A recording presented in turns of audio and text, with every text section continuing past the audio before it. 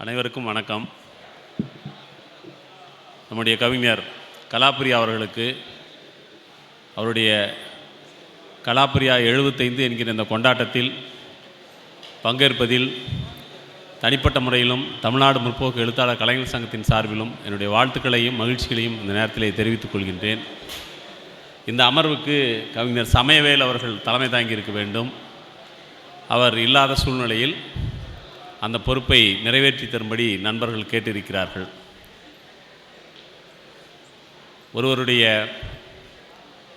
படிப்பு, ஒருவருடைய எழுத்து என்பது தனிநபர் செயல்பாடாக இருக்கிறது. ஒரு தனிநபர் செயல்பாடாக எழுத்தையும் படிப்பையும் வைத்து கொண்டிருக்கின்ற நாம் அடிப்படையில் ஒரு சமூக உயிரியாக தமிழ் சமூகம் எவ்வாறு இருக்க வேண்டும் என்கிற பொறுப்புணர்ச்சியில் செய்ய வேண்டிய சில வேலைகளும் இருக்கின்றன.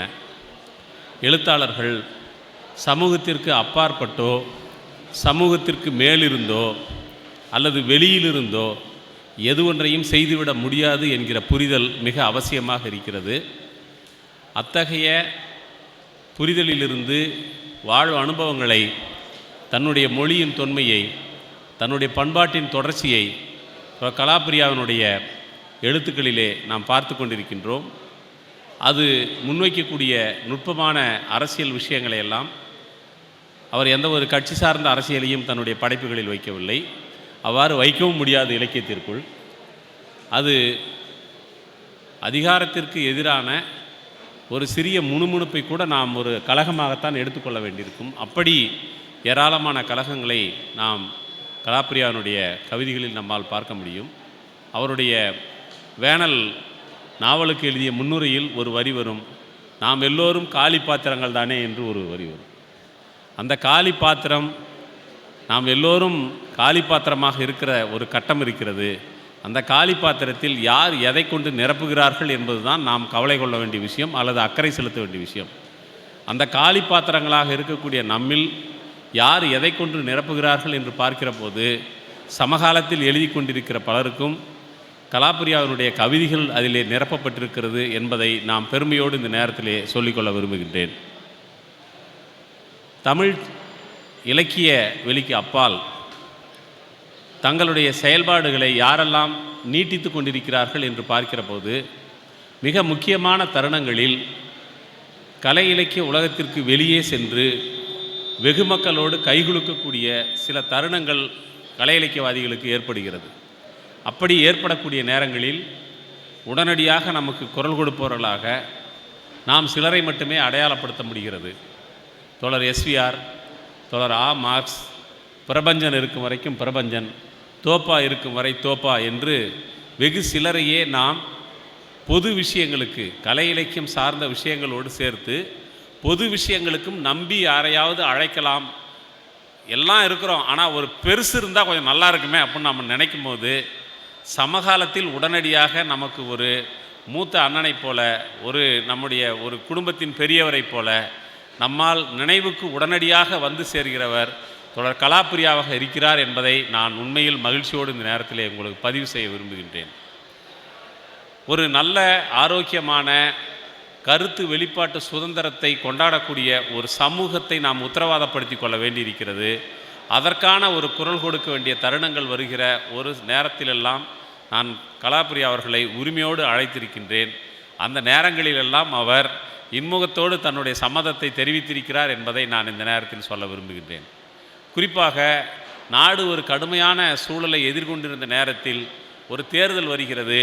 அந்த தேர்தலில் ஒரு கலை இலக்கியவாதி தன்னுடைய கலை இலக்கியம் சார்ந்த வேலைகளை மட்டும் செய்து கொண்டு வெளி உலகத்தில் என்ன நடக்கிறது என்று தெரியாமல் தலையை கவிழ்த்து கொண்டோ வேறு எங்கோ புதைத்து கொண்டோ இருக்க முடியாது. ஒரு சமூக உயிரியாக, ஒரு குடிமகனாக தான் செய்ய வேண்டிய வேலைகள் இருக்கிறது என்பதை அவர் அறிவிக்கக்கூடிய, ஒரு பகிரங்கப்படுத்தி கொள்ளக்கூடிய வகையிலே ஒரு தேர்தல் பரப்புரைக்காக நாங்கள் அழைத்த போது, தேர்தல் பரப்புரையெல்லாம் ஏன் வேலை கிடையாது, ஆனால் ஒரு எழுத்தாளன் போட்டி போடுறான், நான் வாரேன் அப்படின்னு சொல்லி மதுரையில் எங்களோடு வந்து எழுத்தாணிக்கார தெருவிலே வந்து கரமணைத்தவர் தோழர் கலாப்ரியா. அதை போலவே ஒரு தமிழக வாக்காளர்களுக்கு ஒரு வேண்டுகோள் விடுக்க வேண்டும். கலை இலக்கிய சமூகம், சமூக அக்கறையாளர்கள் குடிமக்களினுடைய உரிமைகளை பாதுகாக்க வேண்டியவர்கள், அரசியல் சாசனத்தின் மாண்புகளை உயர்த்தி பிடிக்க வேண்டியவர்கள் ஒன்று சேர்ந்து ஒரு கூட்டறிக்கை வெளியிடுவோம் என்று நாங்கள் கேட்டுக்கொண்ட போது, என் பெயரை இணைத்துக் கொள்ளுங்கள் என்று உடனடியாக தன்னுடைய பெயரை இணைத்து கொண்டவர் தோழர் கலாப்பிரியா என்பதை நான் இந்த நேரத்திலே மகிழ்ச்சியோடு தெரிவிக்க விரும்புகின்றேன். கொஞ்ச காலத்துக்கு முன்னாடி நாடே போர் விஷயத்தில் ஒரு தீவிரமான தங்களுக்குள் இருக்கக்கூடிய யாரோ ஒரு தேசிய வெறியை கிளப்பிவிட்டதைப் போல, அல்லது தங்களுக்குள் இருக்கக்கூடிய ஒரு இராணுவத்தானை உசுப்பி விட்டதைப் போல போர் போர் என்று நாடே கொந்தளித்து கொண்டிருந்த நேரத்தில், அல்லது உணர்ச்சி பிரவாகத்தில் நிதானம் இழந்து கொண்டிருந்த ஒரு நேரத்தில், ஒரு போர் என்பது எதற்கும் தீர்வாகி விடாது, நின்று நிதானமாக நாம் பிரச்சனைகளை அணுக வேண்டும் என்கிற ஒரு பொறுப்புணர்ச்சியுடன் சமூக அமைதியையும் நல்லிணக்கத்தையும் பேணக்கூடிய வகையிலே ஒரு கூட்டறிக்கை வெளியிட வேண்டும் என்று நினைத்தபோது, எஸ்ஆர் இருக்கிறார், ஆமார்ஸ் இருக்கிறார், அல்லது அரசு இருக்கிறார் என்றால் அவர்கள் படைப்பிலக்கியம் சார்ந்தவர்கள் அல்ல. அவர்கள் கருத்துலகத்திலே அவருடைய பங்களிப்பு என்பது தனி. ஆனால் உடனடியாக நாம் ஒரு கூட்டறிக்கையை கலை இலக்கிய சமூகம் வெளியிட வேண்டும் என்ற ஒரு வேண்டுகோளை முன்வைத்த போது, கலாப்பிரியா அவர்களை நாம் அணுகிய போது, என்னுடைய பெயரை இணைத்துக் கொள்ளுங்கள் என்று மிக உவப்போடு அந்த பணியிலே ஒரு அமைதிக்கான ஒரு குரல், சமாதானத்திற்கான ஒரு குரல், போரற்ற உலகத்திற்கான ஒரு ஏக்கம், இதெல்லாம் தான் ஒரு எழுத்தாளனுக்கு, கலைஞனுக்கு இருக்க வேண்டிய அம்சங்கள். அதை கலை இலக்கியம் வழியாக மட்டுமே நான் வெளிப்படுத்துவேன் என்று சொல்லிக்கொள்ளாமல், வெளிப்படையாக சொல்ல வேண்டிய தருணத்தில் வெளிப்படையாக சொல்வதற்கு தன்னுடைய குரலையும் கரத்தையும் இணைத்து கொண்டவர் கலாப்பிரியா என்கிற வகையில், அவர் கலை இலக்கிய செயல்பாடுகள் என்பது நடந்து கொண்டே இருக்கின்ற நேரத்தில் அவர் சமூகத்தோடு தன்னை அடையாளப்படுத்தி கொள்ளக்கூடிய பல்வேறு தருணங்களில் மிக வெளிப்படையாகவும் முன்வந்து தன்னை காட்டிக்கொண்டவர், தன்னை முன்னிறுத்தி கொண்டவர். எல்லோரோடும் சேர்ந்து கரமிறைத்து ஒரு ஆரோக்கியமான ஒரு மனித மாண்புகளை கொண்டாடக்கூடிய ஒரு சமூக சூழலுக்காக குரல் கொடுப்பதிலும் கலாப்பிரியா எப்போதும் எங்களோடு உடனிருக்கிறார் என்கிற அம்சத்தில்தான், அந்த விஷயத்தை இங்கே பகிர்ந்து கொள்ள வேண்டும் என்பதற்காகத்தான் நான் இங்கே வந்திருக்கின்றேன். கலாப்பிரியாவுக்கு அவருடைய கலை இலக்கிய செயல்பாடுகள் சார்ந்தும் சமூக செயல்பாடுகள் சார்ந்தும் அவர் எப்போதும் வகித்து வரக்கூடிய தலைமை பாத்திரத்தை மேலும் உறுதிப்படுத்தி கொள்ள வேண்டிய காலம் இன்னும் கூடுதலான நெருக்கடி வந்திருக்கிறது. நாமெல்லாம் எழுத்தாளர்கள், கலைஞர்கள் கருத்து வெளிப்பாட்டு சுதந்திரம் என்பதை எப்போதும் பேசி வருகின்றோம். இன்றைக்கு கருத்து வெளிப்பாட்டு சுதந்திரம்லாம் அப்புறம் இருக்கட்டும், முதலில் உங்கள் குடியுரிமையை நீங்கள் நிலைநிறுத்திக் கொள்வதே மிகப்பெரிய சவால் என்ற வகையிலே இன்றைக்கு பீகாரில் வாக்குரிமை கேள்விக்குறியாக்கப்பட்டு, அது கேள்விக்குறியாக்கப்பதற்கு ஒரு குடிமகனுடைய குடியுரிமையே இன்றைக்கு கேள்விக்குறியாக்கப்பட்டிருக்கிறது. அடுத்த உடனடியாகவே ஒரு சில மாதங்களில் தமிழ்நாட்டில் நாம் எல்லோரும் நம்முடைய குடியுரிமையை நிரூபித்துக் கொள்வதற்கு, நாங்கள் இந்த நாட்டின் பூர்வ குடிகள் என்று நிரூபித்துக் கொள்வதற்கே நாம் ஏதோ ஒரு அரசு அலுவலகத்தின் முன்னால் வரிசையில் காத்து கிடக்க வேண்டிய அவல நிலைக்கு நாம் தள்ளப்பட்டிருக்கிறோம். அது ஒரு அரசியல் களத்தில் எதிர்கொள்ளக்கூடிய பிரச்சனை அல்ல. கலை இலக்கியவாதிகள் உட்பட அனைவரும் சேர்ந்து ஜனநாயகத்தை பாதுகாத்துக் கொள்வதற்கும், குடிமக்களின் உரிமையை பாதுகாத்துக் கொள்வதற்கும், அதன் வழியாக ஒரு கலை இலக்கியவாதி சுதந்திரமாக செயல்படக்கூடிய சூழலை உருவாக்குவதற்கும் நாம் குரல் கொடுக்க வேண்டிய காலம் மிக மிக அருகிலே இருக்கிறது. அப்படிப்பட்ட வரலாற்று பாத்திரத்தை நிகழ்த்தக்கூடிய தலைமை பொறுப்பில் கலாப்பிரியா இருந்து வழிநடத்த வேண்டும் என்ற வேண்டுகோளை முன்வைத்து இந்த அமர்வில் நம்முடைய கருத்தாளர்கள் தோழர் லிபியா அரண்யாவும் போகன் சங்கர் அவர்களும் வந்திருக்கிறார்கள். தோழர் லிபியா அரண்யா அவர்களை முதலில் பேச அழைக்கின்றேன்.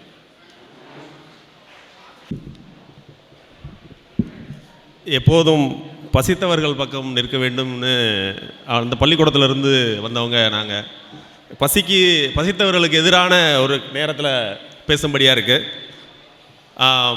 இந்த மனதுக்கு நெருக்கமான இந்த விழாவில் வந்திருக்கிற அனைவருக்கும் என்னுடைய அன்பும் வணக்கமும். இந்த விழாவை முன்னெடுத்திருக்கிற இது ரொம்ப முக்கியமானது, ரொம்ப மனதிலிருந்து நான் சொல்கிறேன். இந்த விழாவை முன்னெடுத்த அண்ணாச்சியினுடைய மகள்கள், அம்மா, இங்கு இந்த நிகழ்வுக்காக ஒரு மாதம் தயாரிப்பு வேலைகளில் ஈடுபட்ட நண்பர்கள் அனைவருக்கும் என்னுடைய அன்பையும் வாழ்த்துக்களையும் வணக்கங்களையும் சொல்லிக்கொள்கிறேன். அண்ணாச்சிக்கு என்னுடைய முத்தங்கள். அது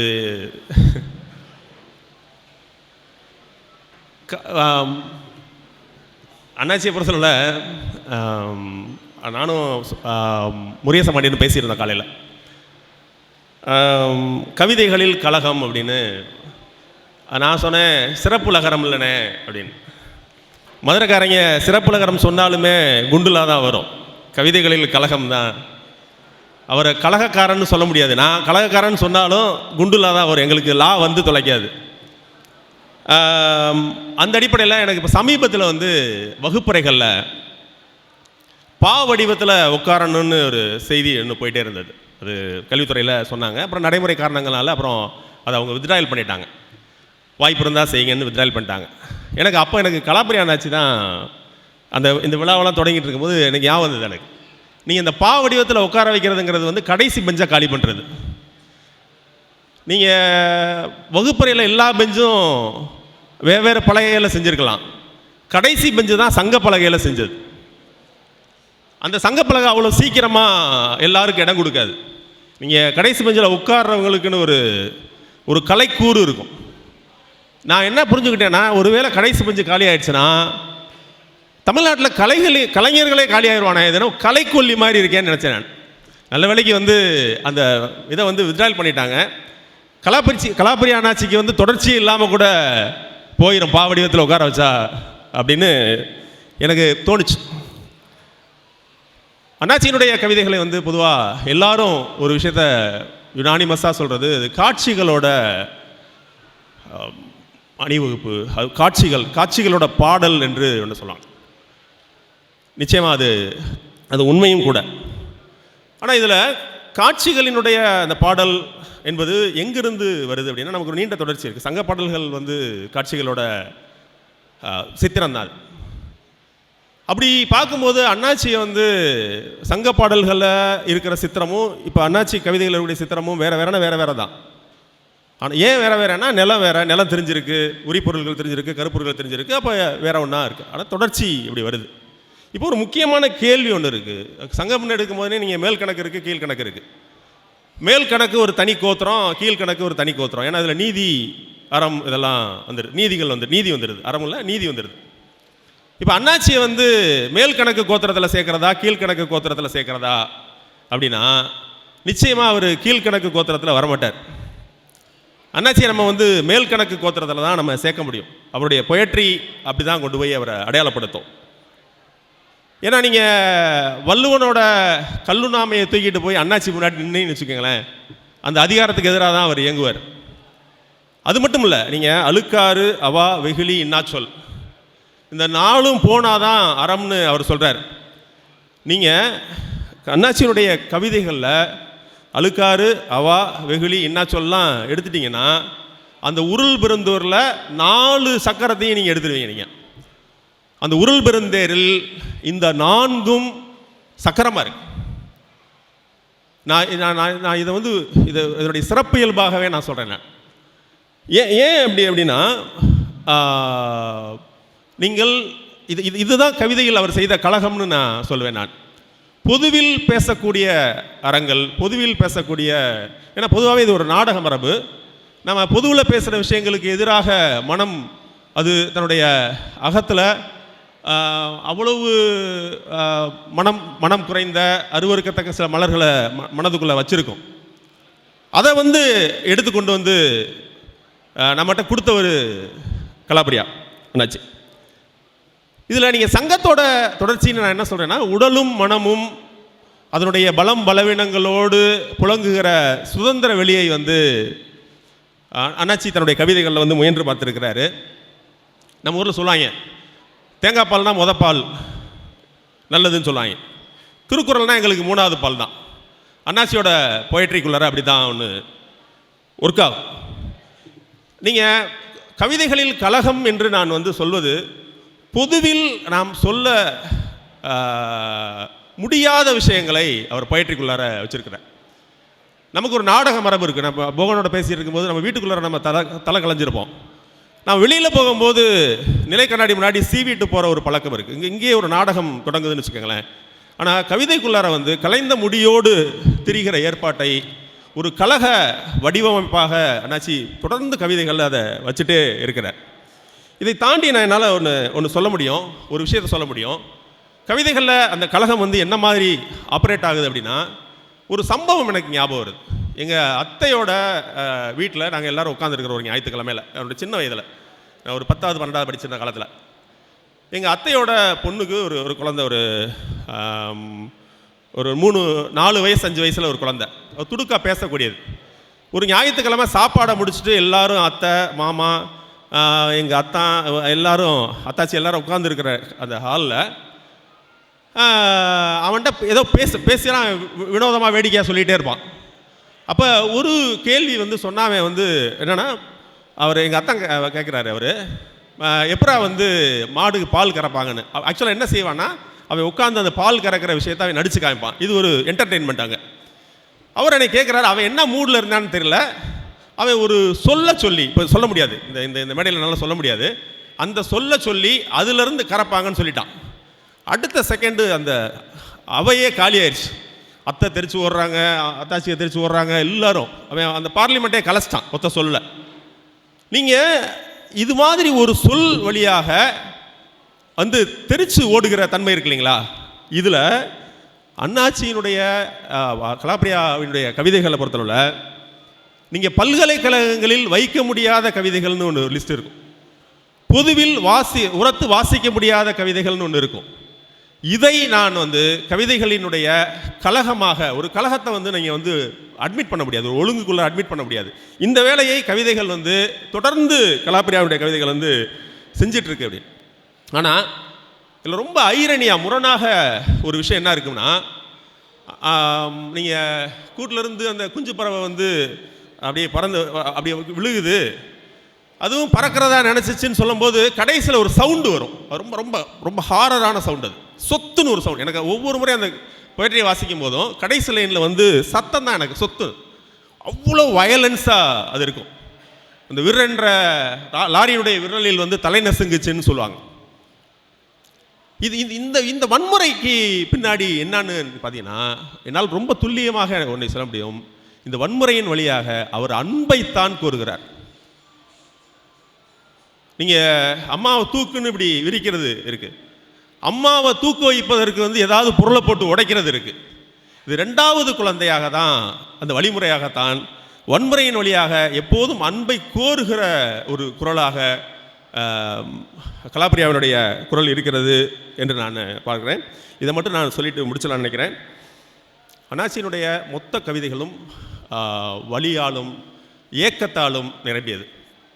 அது அவர் அந்த கசப்பு தான் இங்கே இருக்குது, கண்டத்தில் இருக்குது. அவருக்கு துப்பவும் இல்லை முழுங்கவும் இல்லை, துப்பி இருந்தாலோ முழுங்கி இருந்தாலோ அவர் கண்டத்தில் வைத்து எழுதக்கிட்ட கவிதைகள் தான் அது வலியாகவும் ஏக்கமாகவும் அது தொடர்ந்து இயங்கிக்கிட்டு இருக்கிறது. அதை வாசிப்பவர்கள் கலாப்ரியாவினுடைய கோப்பையை உயர்த்துகிற பொழுது வலி நிரம்பிய ஒருவன் தனது கோப்பையை உயர்த்துகிறான். அவர் நிராசையை உயர்த்துகிற பொழுது இன்னொரு நிராசைக்காரன் கோப்பையை உயர்த்துகிறான். இப்படி கலாப்ரியாவோடு தன்னை பொருத்தி பார்க்கிற இடத்த இப்போ நீங்கள் அருவி எல்லாத்துக்கும் இடம் தர்றது மாதிரியான ஒரு இடம் அந்த இடம். ஒரே ஒரு சித்திரத்தை மட்டும் நான் சொல்லிட்டு முடிச்சுக்கிறேன். தூக்க முடியாமல் தூக்கியபடி, தங்கச்சியை தூக்க முடியாமல் தூக்கியபடி வரும் அக்கா குழந்தைகள்னு ஒரு சித்திரம் இருக்குது, கொலுவச்ச வீடுகளில். அப்படி ஒரு கவிதை இருக்குது. எனக்கு இந்த சித்திரத்தை பார்க்கும்போதெல்லாம் கலாப்ரியாவினுடைய நேர்காணலில் திரும்ப திரும்ப கவிஞர் கல்யாண்ஜி அவர் சொல்லிகிட்டே இருப்பார். நான் அவங்க வீட்டுக்கு பக்கத்து வீட்டில் இருந்தேன், அது எனக்கு பெரிய திறப்புகளை உருவாக்கியது. அவர் எனக்கு வாசிக்க கொடுத்த படிக்க கொடுத்த விஷயங்கள் தான் எனக்கு இதெல்லாம் உருவாக்குச்சு. இந்த வெள்ளம் தொகுப்பு வருவதற்கு கூட அவர் தான் காரணமாக இருந்தார் என்று அவர் திரும்ப திரும்ப திரும்ப சொல்லிகிட்டே இருப்பார். எனக்கு எப்பயுமே தங்கச்சியை சுமக்க முடியாமல் சுமந்து வர்ற அக்கா குழந்தை என்பது அக்கா குழந்தையாக எனக்கு காட்சியாக கல்யாண்ஜியை தான் நான் நினச்சிப்பேன். இடுப்பில் இருக்கக்கூடிய தங்கச்சியாக அவர் எப்பவுமே இருந்திருக்கிறாரு. இந்த சித்திரம் ஏன் எனக்கு ரொம்ப ரொம்ப ஆசையான சித்திரமாக இருக்குது அப்படின்னா, அது மேலதிகமாய் ஒரு குத்து சுண்டலுக்காக தான் போகும். தமிழ் சமூகத்திற்கு மேலும் ஒரு குத்து சுண்டல் கிடைத்திருக்கிறது, தமிழுக்கு மேலும் செழுமை சேர்ந்திருக்கிறது, தமிழுக்கு மேலும் ஒரு குத்து, தமிழ் கவிதைகளுக்கு மேலும் ஒரு குத்து சிறப்பு சேர்ந்திருக்கிறது என்பதை சொல்லி இந்த நிகழ்வை ஒழுங்கமைத்த அனைவருக்கும் என்னுடைய அன்பையும் நன்றியும் தெரிவித்துள்ளேன். நன்றி.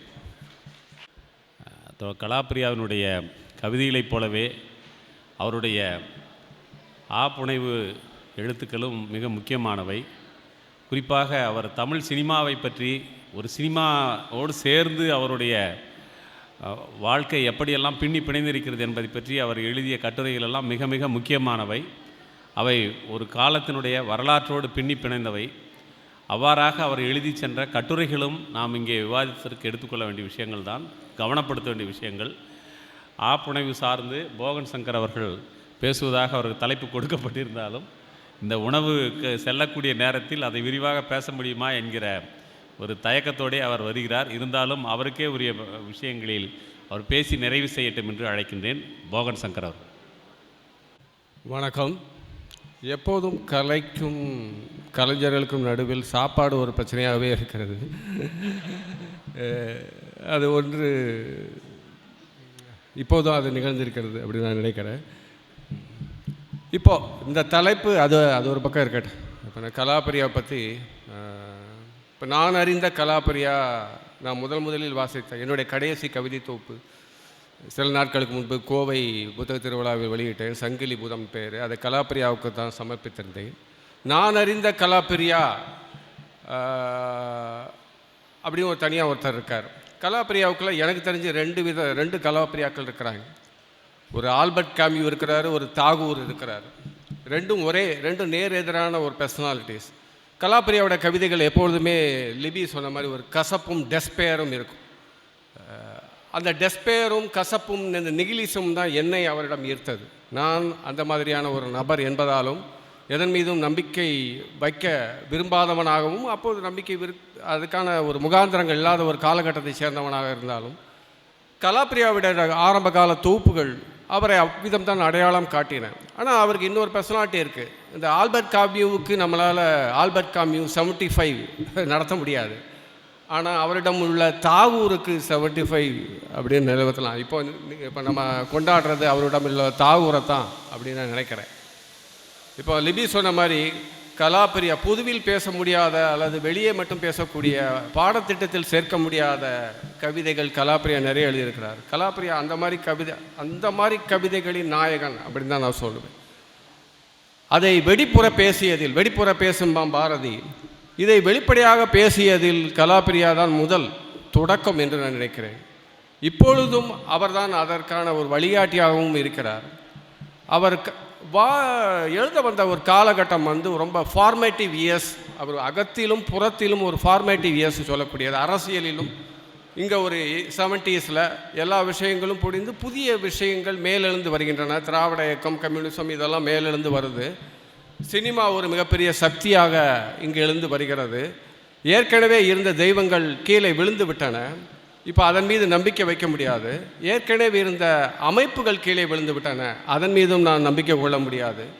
இந்த சமயத்தில் தான் கலாப்பிரியா வருகிறார். குடும்ப அமைப்புங்கிறது ஒரு கேள்விக்குறியாக ஆக்கப்படுகிறது. வேறு புற விஷயங்கள், வலுவான விஷயங்கள் உருவாகி கொண்டிருக்கின்றன. இந்த மாதிரியான ஃபார்மேட்டிவ் இயர்ஸில் ஒரு தத்தளிப்பு ஏற்படும் ஒரு கவிஞனுக்கு. அந்த தத்தளிப்பு கலாப்பிரியாவின் கவிதைகளில் எப்பொழுதும் இருக்கிறது. அதற்கு நேராக அதை சமணப்படுத்திக் கொள்வதற்காகத்தான் தாகூர் மாதிரியான அந்த ஒரு அழகியல் சார்ந்த கவிதைகளும் அவரிடமே உள்ளே இருக்கின்றன. இந்த இரண்டுக்கும் இடைப்பட்ட இந்த ஸ்ட்ரேஞ்ச் ஸ்பேஸை ஆக்குப்பை பண்ண தமிழில் ஒரே ஒரு கவிஞர் கலாப்பிரியா தான் அப்படின்னு நான் சொல்வேன். இந்த ஈக்குவேட் பண்ணக்கூடிய, அதனால தான் அவர் எல்லாருக்கும் மாணவராகவும் பிரியமானவராகவும் இருக்கிறார். கலாப்பிரியாவை வெறுக்கக்கூடியவர்கள் யாரும் இருப்பார்களா என்று எனக்கு தெரியவில்லை. கலாப்பிரியா வெறுக்கக்கூடிய நபர்களும் யாரும் இருக்க மாட்டார்கள் என்று தான் நினைக்கிறேன். நான் பொதுவாக கவிதைகளில் ஒரு வழிகாட்டல் அல்லது குரு அப்படி என்று யாரும் பொதுவாக சொல்வதில்லை. பட் நான் கலாப்பிரியாவை அப்படி 2-3 இடங்களில் நான் சொல்லியிருக்கிறேன். என்னால் ஐடென்டிஃபை பண்ண தமிழில் என்னுடைய உணர்வுகளுடன் ஐடென்டிஃபை பண்ணக்கொள்ள முடிந்த ஒரே ஒரு கவிஞர் கலாப்பிரியா தான். இங்கே கவிஞர்கள் இல்லை என்ற அர்த்தம் இல்லை.